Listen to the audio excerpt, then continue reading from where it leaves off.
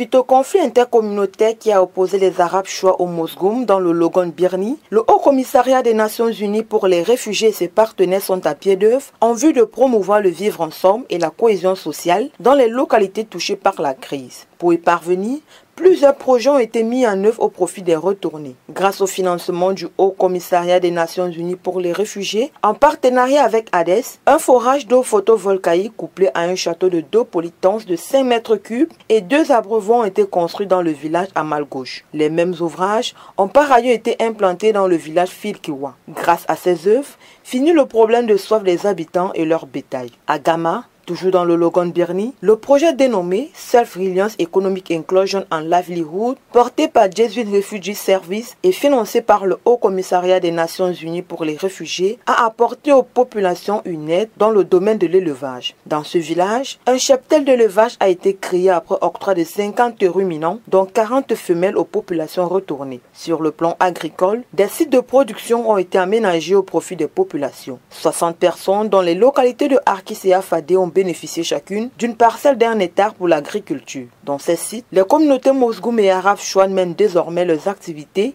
sans aucun problème. Il faut relever que grâce au financement du Haut Commissariat des Nations Unies pour les réfugiés, mis à la disposition des organisations partenaires et avec l'appui du gouvernement camerounais, ces différents projets ont été réalisés dans le seul but de créer une atmosphère de paix et de vivre ensemble entre les déplacés internes et les retournés du conflit agro-pastoral dans le Logon et Chari. L'objectif de cette assistance, c'était à peu près la même chose qu'hier, mais un petit peu différente. On va aider ces gens à devenir un petit peu plus autonomes, d'avoir accès à assez de nourriture, aussi de créer une vie eux-mêmes.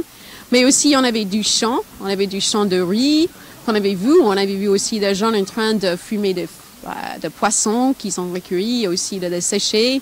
Aussi des produits naturels, la gombo sauvage et aussi du production.